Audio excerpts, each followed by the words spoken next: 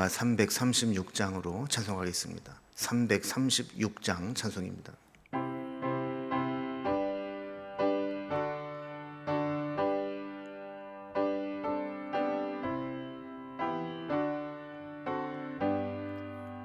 환난과 핍박 중에도 성도는 신앙 지켰네.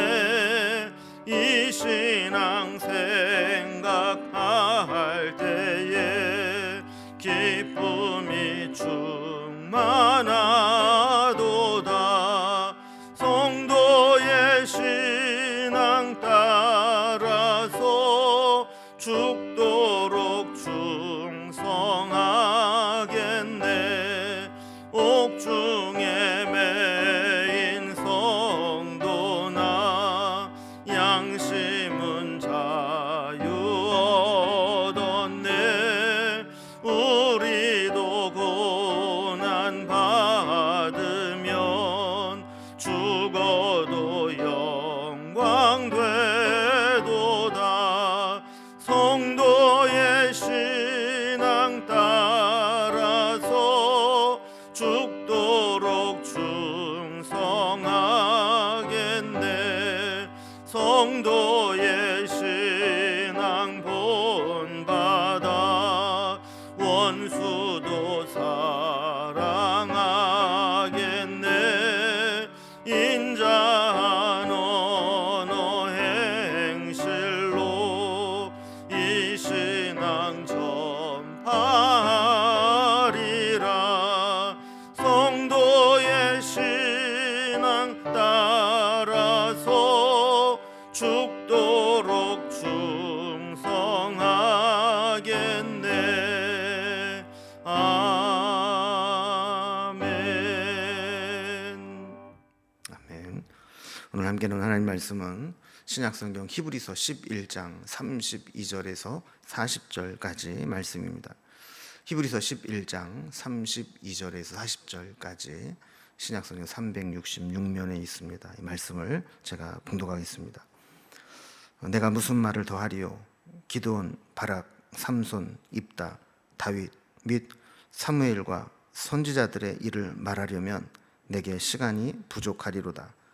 그들은 믿음으로 나라를 이기기도 하며 의를 행하기도 하며 약속을 받기도 하며 사자들의 입을 막기도 하며 불의 세력을 멸하기도 하며 칼날을 피하기도 하며 연약한 가운데서 강하게 되기도 하며 전쟁에 용감하게 되어 이방 사람들의 진을 물리치기도 하며 여자들은 자기의 죽은 자들을 부활로 받아들이기도 하며 또 어떤 이들은 더 좋은 부활을 얻고자 하여 심한 고문을 받되 구차히 풀려나기를 원하지 아니하였으며 또 어떤 이들은 조롱과 채찍질뿐 아니라 결박과 옥에 갇히는 시련도 받았으며 돌로 치는 것과 톱으로 켜는 것과 시험과 칼로 죽임을 당하고 양과 염소의 가죽을 입고 유리하여 궁핍과 환난과 학대를 받았으니 이런 사람은 세상이 감당하지 못하느니라.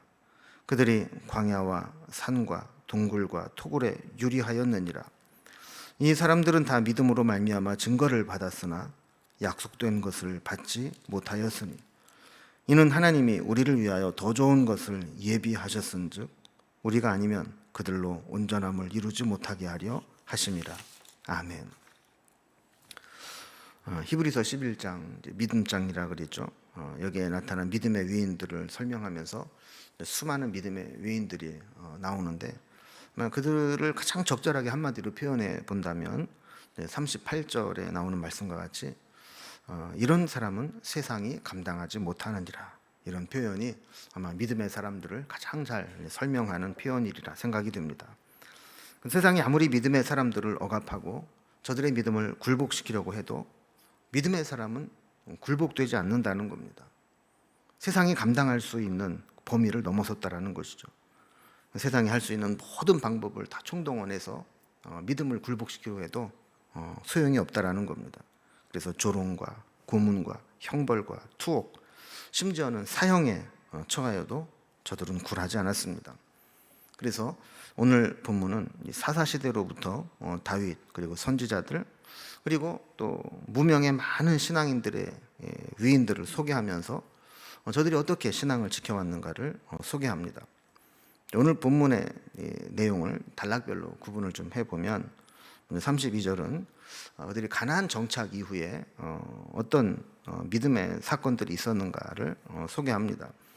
믿음으로 긍정적 결과를 얻은 이들이 있다는 것을 이어서 소개를 하고 또 반대로 믿음으로 살았지만 오히려 더 고난이 있고 부정적 결과를 얻은 이들도 있었다라는 것을 설명을 합니다. 자, 그러면서 마지막에 믿음의 위인들이 이렇게 이런 믿음을 가지고 살았다면 우리는 어떤 연관성이 있는가, 우리는 그들의 믿음을 본받아서 어떤 믿음을 가져야 되는가 하는 것들을 우리에게 보여주고 있습니다. 자, 먼저 가나안 정착 이후에 있었던 믿음의 사람들에 대해서 살펴봅니다. 어제 살펴본 본문에서는 이제 출애굽 이후부터 가나안 입성까지 과정에 나타난 믿음의 위인들을 살펴보았습니다. 모세의 부모 모세, 그리고 출애굽한 백성들, 그리고 여호수아와 기생 라합, 이런 사람들을 살펴보았죠.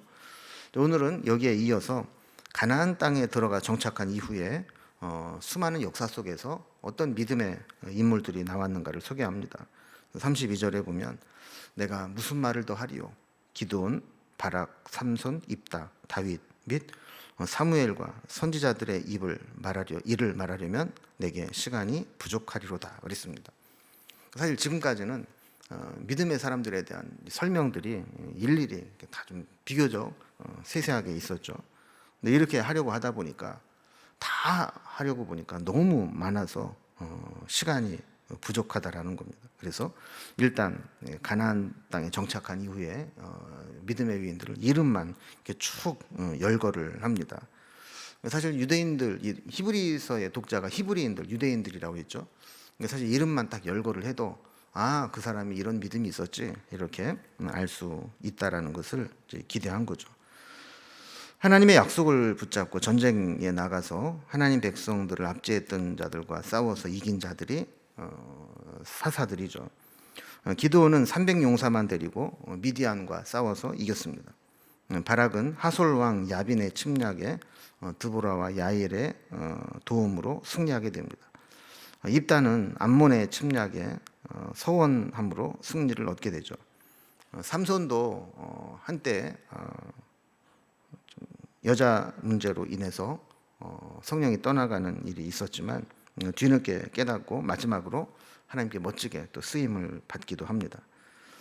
다윗은 하나님 백성에게 정의와 의를 행하였고 사무엘과 또 수많은 선지자들도 때로 왕의 위협에서 어용 선지자로 전락한 것이 아니라 목숨 걸고 하나님의 공의와 말씀을 대언하는 대언자 역할을 했습니다. 그래서 여기에 대한 자세한 내용들이 그 다음에 나오는데, 이 두 번째 단락과 세 번째 단락은 서로 비교를 합니다. 첫째는 두 번째 단락에서는 믿음으로 살았더니 이런 은혜가 있었더라, 이렇게 믿음으로 이겨냈더라라는 긍정적인 결과를 이야기하고, 이 세 번째 단락은 믿음으로 산다라고 하는 것은 항상 세상적인 성공을 보장하는 것은 아니다. 오히려 믿음으로 살았을 때 이런 고난이 있지만 그럼에도 불구하고 믿음을 포기하지 것이 진짜 믿음이다, 이런 얘기를 하거든요. 먼저 두 번째 단락을 봅니다. 자, 믿음으로 살았을 때 어떤 긍정적인 결과가 나타났는가 하는 것이죠. 믿음으로 살면 하나님의 놀라운 능력과 기적을 체험하게 됩니다. 그래서 33절에 보면 그들은 믿음으로 나라들을 이기기도 하며 의를 행하기도 하며 약속을 받기도 하며 사자들의 입을 막기도 하며 그랬습니다. 자, 믿음으로 나라를 이긴 자들은 사사들, 또 전쟁을 많이 했던 다윗 왕들, 이렇게 볼 수 있죠. 의를 행했다 그랬을 때 다윗 왕이 백성들에게 정의와 의를 행했다라는 말씀을 통해서 다윗을 이야기하는 것을 알 수 있습니다. 약속을 받았다라고 하는 것은 인간적으로 보면 승산이 없는 전쟁에서 하나님이 승리를 보장해 주셨을 때 그것을 믿고 싸움에 나가 이겼다는 것입니다. 사자의 입을 막았다라는 것은 사자 굴에 빠졌던 다니엘, 그리고 사자의 입을 찢었던 삼손, 그리고 곰과 사자의 입을 벌리고 새끼를 구해온 다윗, 이런 사람들이 여기에 해당이 됩니다. 자, 믿음은 이렇게 하나님께서 강력한 힘과 능력을 주셔서 승리를 보장하게 해준다라는 것입니다. 또 34절을 보면 불의 세력을 멸하기도 하며 칼날을 피하기도 하며 연약한 가운데에서 강하게 되기도 하며 전쟁에 용감하게 되어 이방 사람들의 진을 물리치기도 하며 그랬습니다. 불의 세력을 멸했다. 그러면 우리가 풀물에 던져졌던 다니엘의 세 친구들이 생각납니다. 또 대적에게 칼날을 피하여 도망자로 다닌 것은 다윗 왕, 엘리야, 엘리사 이런 사람들이 여기 해당됩니다. 연약한 가운데서 강하게 되었고 전쟁에서 용감하여 이방 사람들의 진을 물리친 것은 다윗 왕입니다. 다윗은 사실 초기에 가족들에게조차 존재감이 없을 정도로 미미한 존재였지만 강한 자를 물리치고 골리앗을 물리친 것이죠. 또 전쟁에서도 승리자가 되고 이방 사람들의 진을 물리치기도 한 믿음의 위인이 됩니다. 또 35절 앞부분에 보면 여자들은 자기의 죽은 자들을 부활로 받아들이기도 하며 그랬습니다. 사렙다 과부나 수넴 여인은 죽은 아들이 부활하는 기적을 체험했습니다. 이렇게 다양한 사람들에게서 믿음이라는 공통점을 찾아낼 수 있는데 그 믿음의 결과가 뭐냐? 믿음으로 놀라운 기적과 능력을 체험하게 되었다는 것입니다. 우리에게도 믿음의 이런 선한 역사들이 나타나기를 기원합니다. 그러나 믿음의 결과가 항상 이렇게 긍정적인 모습만 결과만 보여주는 것은 아니라는 것을 세 번째 단락에서 보여줍니다. 세 번째 단락은 믿음으로 살았지만 오히려 부정적인 결과를 얻은 이들을 소개합니다. 그럼 우리가 흔히 이제 하나님의 은혜, 믿음으로 승리한 결과를 이제 간증이라는 것으로 하기 쉬운데 이 간증이라고 할 때 오해하기 쉬운 것이 있습니다. 대부분의 간증은 내가 이렇게 믿음으로 행했더니 하나님이 이런 은혜를 주셔서 기적 같은 은혜를 체험했다. 이런 것이 이제 대부분의 간증이죠. 그러나 사실 하나님이 정말 기뻐하시는 간증은 어떤 것일까 생각을 해보면 진짜 간증은 내가 믿음으로 살았을 때 이러이런 고난이 찾아왔지만 그 역경에도 불구하고 믿음을 포기하지 않았습니다라는 간증일 겁니다. 결국 믿음으로 인해서 고난과 실패와 또 망하는 것 그리고 죽음을 당하게 되었습니다. 그래서 믿음을 지키기 위해서 때로는 고난, 실패, 망함, 죽음 이런 것을 믿음과 맞바꿀 수 있는 믿음을 가졌습니다. 이게 진짜 간증이고 진짜 하나님이 기뻐하시는 믿음의 모습이라고 볼 수 있는 것이죠. 35절 중간부터는 이런 내용들로 믿음의 결과를 소개합니다. 35절 뒷부분에 보면 또 어떤 이들은 더 좋은 부활을 얻고자 하여 심한 고문을 받되 구차히 풀려나기를 원하지 아니하였으며 그랬습니다. 여러분, 믿음의 절정은 부활에 대한 믿음이죠. 부활을 믿는다면 고난과 죽음에 맞서서 싸우게 됩니다. 믿음을 부인하거나 포기하지 않기 위해서 구차히 풀려나기보다 심한 고문을 달게 받은 믿음의 위인들이 있었다라고 소개합니다. 36절에 보면 어떤 이들은 조롱과 채찍질 뿐 아니라 결박과 옥에 갇히는 시련도 받았으며 그랬습니다.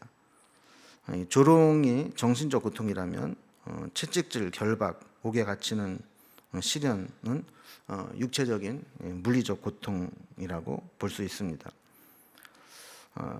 37절에 보면 이 고통이 점점 심해집니다. 돌로 치는 것과 톱으로 켜는 것과 시험과 칼로 죽임을 당하고 양과 염소의 가죽을 입고 유리하여 궁핍과 환난과 학대를 받았으니라고 했습니다.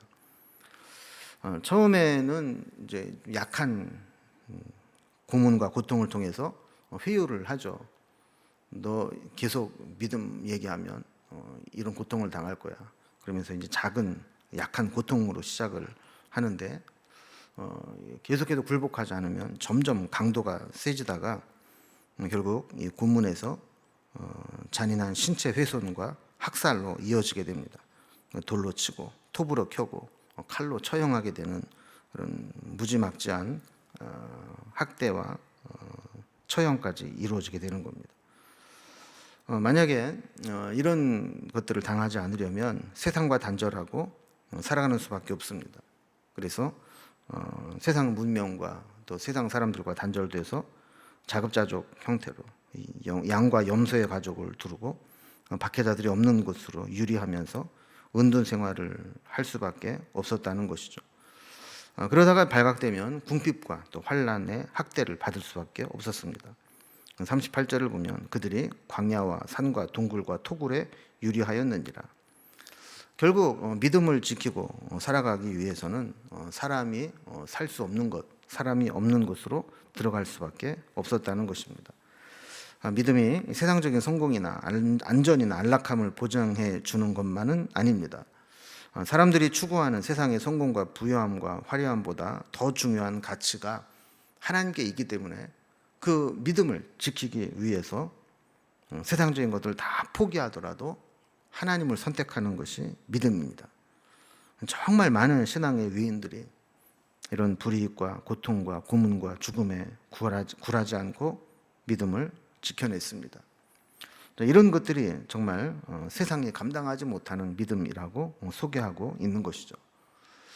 우리는 정말 민노라 하면서 정말 내 믿음을 지키기 위해서 어느 정도까지 희생을 감수할 수 있고 어느 정도까지 포기할 수 있고 어느 정도까지 고통을 내가 감내할 수 있는가 생각해 보면 우리의 믿음이라고 하는 것이 얼마나 이기적이고 편협하고 또 세상적이고 또 부족한 것인지를 발견하게 됩니다.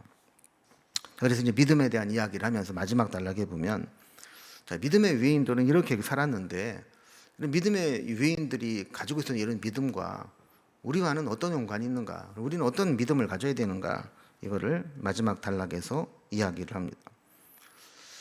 우리가 지금까지 살펴본 믿음의 위인들의 행적을 보면 정말 우리의 마음을 겸허하게 만들죠. 우리가 참 부족하구나, 우리의 믿음이 형편없구나라는 것을 알게 됩니다.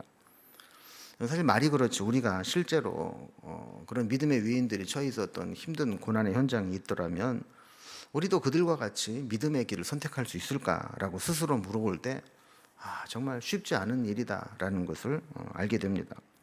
중요한 것은 그들은 그렇게 훌륭한 믿음을 가지고 살았는데 그들을 보면서 우리는 어떤 선택을 할 것인가, 어떻게 살 것인가를 고민해 보는 것이 필요하다는 것입니다.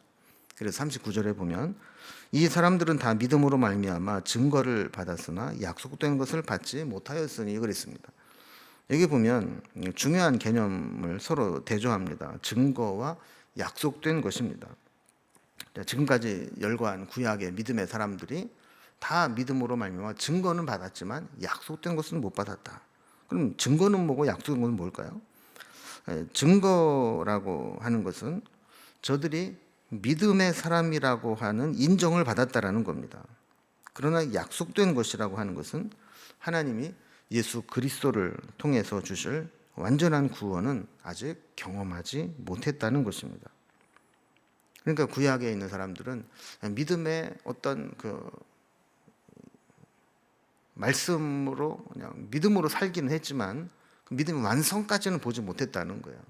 믿음의 완성은 예수 그리스도를 통해서 우리에게 그 믿는 믿음으로 구원의 완성에 이르겠는데 그것은 예수님 이후에 가능하다라는 것입니다. 예수님 이후의 사람들은 40절 말씀과 같이 하나님이 우리를 위해서 더 좋은 것을 예비해 놓으신 그 온전한 구원을 얻게 된다는 것입니다. 이제 말씀을 한번 정리해 봅니다. 이제 믿음장 히브리서 11장 우리가 며칠 동안 살펴봤는데요. 이 믿음의 위인들의 행적들을 보면서 저 정말 저렇게 훌륭하구나 뭐 이렇게 감탄만 하면 아무 유익이 없습니다. 우리도 그런 믿음의 위인들의 발자취를 따라가면서 우리도 만약 히브리서 11장이 계속 쓰여진다면 그 마지막에 우리의 이름도 들어가면 좋겠다라는 마음으로 우리의 믿음의 행적을 이어나가야 되리라 그렇게 생각을 합니다. 그래서 우리의 가문에 히브리서 11장 40절까지 봤지만 41절, 42절이 계속 쓰여지고 또 우리 후대에 전달되는 그런 믿음의 역사가 이어지기를 주님의 이름으로 기원합니다. 기도하겠습니다. 하나님 아버지, 믿음의 사람들은 정말 세상이 감당하지 못하는 그런 믿음을 가지고 있었음을 보게 됩니다. 어떤 회유도 협박도 또 고난과 또 고문과 또 훼손과 죽음도 믿음을 포기하지 못하게 했고 끝내 믿음을 지켜냈던 믿음의 위인들을 살펴보았습니다.